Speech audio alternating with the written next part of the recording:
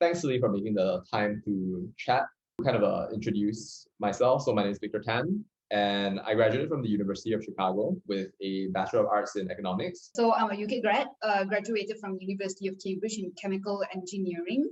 We're both tutors who work with many students on top university applications, primarily for universities in the US and the UK.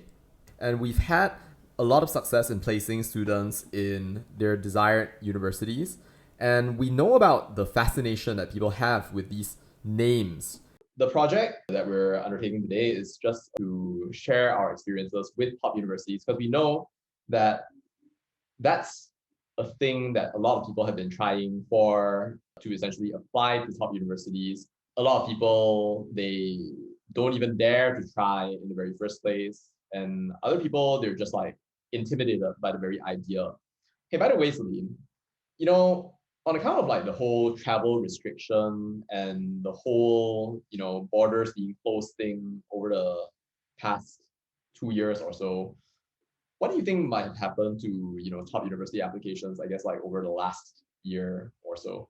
I do notice that there is a general uptrend of applications. Pandemic or not, there is definitely an uptick or inflation of university applicants, even though number of places have largely been stagnant. You don't know just how right you are. Let me show you something that's pretty cool.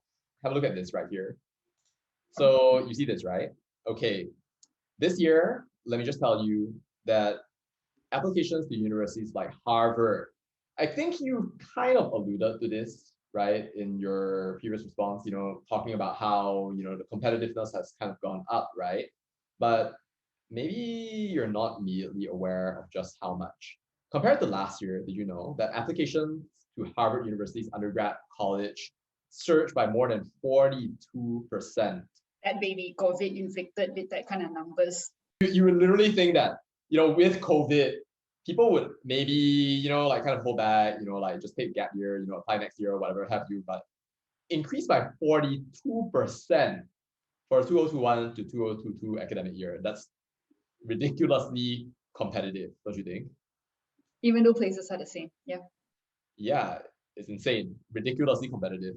I guess that a lot of students might be even wondering to themselves, is this really kind of worth it in the very first place? So thought to kind of have this discussion with you because, you've been through the top university process, I have as well, and I'd like to maybe start the conversation by just asking you a little bit about, what you were thinking about when you decided to apply to Cambridge, as a pre-U student, bright-eyed, ambitious, whatever have you. Why did you decide to go into such a competitive process? We're largely talking about undergraduates here. So we're talking about people at the age of 18 to gain a top university admissions as a means to an end for financial aid. Because at least for me, back then, my ultimate goal was to actually study abroad. And you know that you can increase your chances by getting into a top university.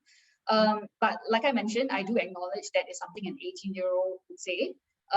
They are like, once you're actually in Cambridge, like you do like ask like other students like, so why? And some people, like, their reasoning may be something as simple as, oh, I was like 7 and like I kind of knew about the university and it looks cool, and ever since then it was kind of like my lifelong dream. I do want to clarify something that you mentioned earlier. You said that effectively you applied to a top university because you wanted to get scholarship. Maybe you can share a little bit more about that. Well, even to get a scholarship is a means to an end to even study abroad, since I'm not from the UK or the US, so I would be as international. Yeah. But why is it that applying to a top university, gaining admission to a top university, why does that serve as the means to an end? Why does that increase the chance that you get a scholarship? I mean, there are many reasons. Number one is the brand name. Number two is there are scholarship criteria where you need to be of like a top 20 university. And with scholarship being arguably more competitive than getting to the top university, you would definitely try to minimize any risk of not getting accepted, for example. How about you? Yeah, so okay. Now, on my part, so I wanted an education that was high quality. I really wanted to be able to study, at least in a formal sense. Noble. Ooh, noble. Very mature. Well, I mean, I did eventually, do this exact same thing as you, apply for a scholarship, receive a scholarship because I had that brand name university. But, I well, mean, in hindsight, it is the tools that you want, right? The best tools to gain you your kind skill. of do, yeah.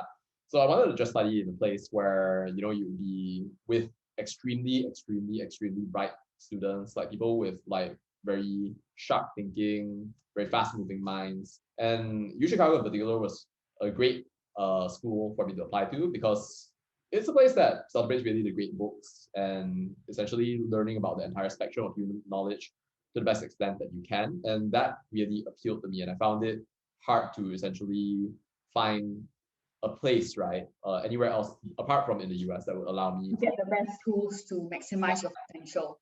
Okay. Yeah. So yeah, that's at least that's my take on it. But of course, like what you expect, right, when you're an undergrad, as we both were when we applied, can often be pretty different from what you would actually experience when you're in the uni in itself. So maybe, yeah, I don't know. At least I personally saw that there was definitely a divergence between what I expected and what I actually got when I was there. Because like lots of incredible, intelligent peers, that sort of thing, right? But when you actually go to, a top university, you realize to yourself, oh my gosh, how is it that like this is the first class and this guy has already read the entire book? Oh my gosh, like what? This guy is literally falling asleep in the middle of a lecture, and then like he shows up for the exam and he gets 100%. Happens, right? I mean, like, what do you think? Like, is that something that you've kind of I mean, experienced? like when you're actually in a bubble where everybody else is from Cambridge, you do realize that the bell curve is against you. And sometimes it's kind of difficult to fight because of the competition. Yeah. But otherwise, I would say that without the kind of stress, and if you survive, then it makes you stronger. Or even like what you say, like the maximum tools, because like you want to study like econs and that's like one of the world's best, etc. But when you're already in uni, your next step in life is say to get an internship or a job offer. So what do you think about your job finding? Was it difficult or was it significantly easy? Do you think it helped? Having that single name, right, attached to your resume or essentially get mentioned in conversations, right, just added that extra edge, right? Whenever you're talking essentially to people. I mean, like I'm speaking specifically about like, people within my own home country because as a national scholar, I'm obligated to actually be back in my home country to serve essentially like that bond. So then that experience essentially is more confined towards speaking to at least people living in Malaysia. And I didn't even expect this, but people happen to know about my university. People respected it.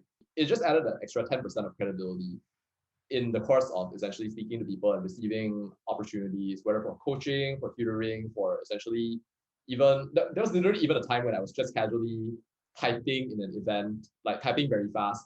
Person came up to me, talked to me, and was like, "Oh wow, so you're typing very fast." Blah blah blah. So like, tell me more about yourself. Blah blah blah. Oh, I graduated from the University of Chicago. Would you like to work with me? And okay, I eventually did not accept that job offer, but I'm just saying that that's the kind of thing that has happened before. When you're in the university in itself and you're maybe in a foreign country, maybe like the experience is a little bit different. I think that usually maybe you can speak a little bit more about that.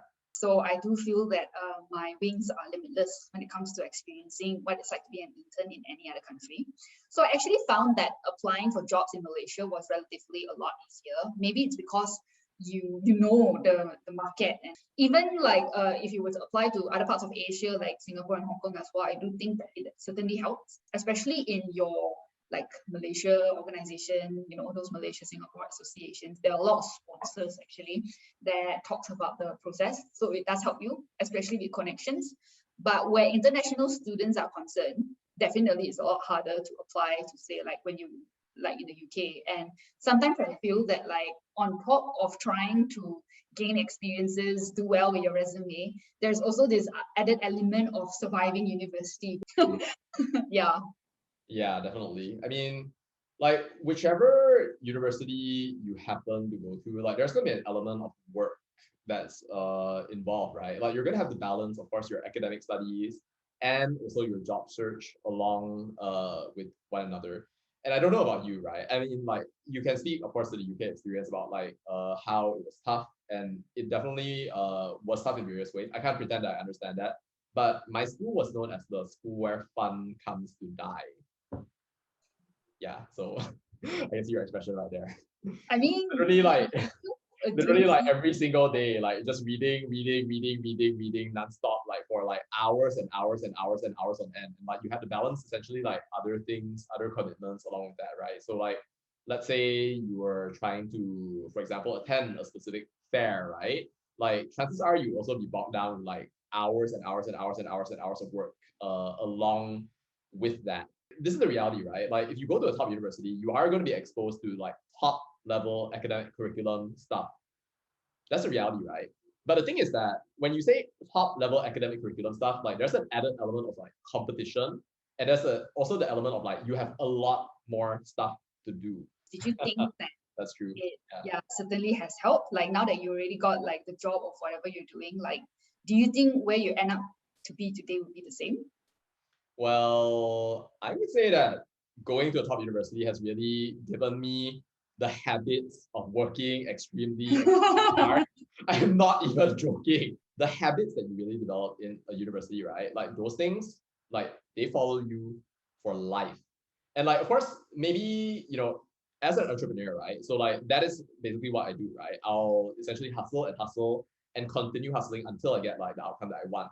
But so like maybe on your part, right? So you can speak a little bit more to working in an organization. Like what do you think about your experience? I mean, it's a double-edged sword, given that your social circle has been on the cream of the crop, so to speak. So there's some kind of FOMO and comparison if you feel that you're not living up to your university. Because end of the day, you don't want to be proud for being in a certain university. You want your university to be proud that you went there, right? Mhm. Yes, but I do feel that regardless of your work ethic, like maybe even in any other university, it's not sustainable to do that like in the long term. Like otherwise you'll be burning out as well.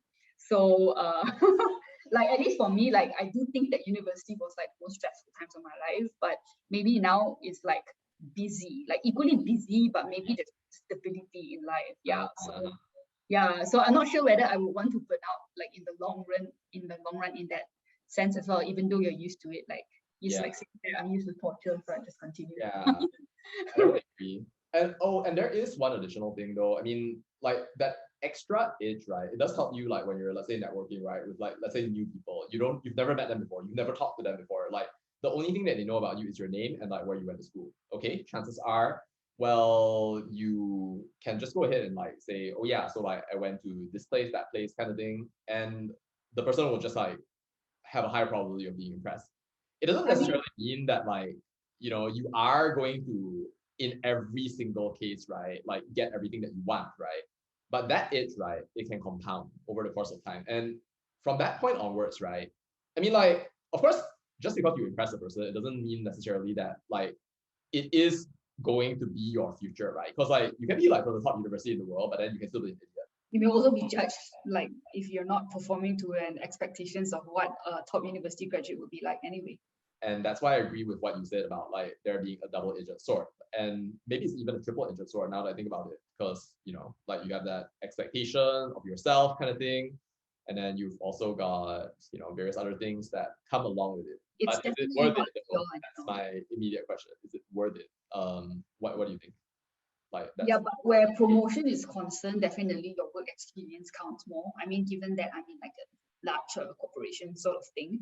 But should what I would like to say or advise to students right now is that yes, you should try, go for it. I will always encourage people to try the best that they can obtain. Like aim for the stars. If you reach the moon, it's fine. I mean, like as long as you reach a certain cluster of reputable or good university, like with the right tools and all that, it's really a matter of what you do during your time. It's not a be all and all. So maybe the kind of stress students face at that time may not be that necessary as well. But definitely, I would say just aim for the highest that you can get for sure. Yeah. And people like they thrive in different environments. Like if you don't think you like that kind of environment, that kind of stress and all that, then maybe it's not for you. Just go for a place that would like bring out the best in you. You can only choose one university experience. So if you are going to choose a university experience, then why not choose the best one that you can see, at least from your point of view? And only decide what you can offer. And it just happens to be the case, whether it's right or wrong, that a lot of people, they associate that with top universities. So for more content, so then thanks again, Celine, for this chat. So for more content on top universities and more discussions about this, then, well, we'll see you, I guess, in the next video. So, all right, thank you. I mean, it doesn't have to necessarily be top universities. We may talk about other things in the future, like True. edtech, stuff like that. Mhm. Yeah. Yeah.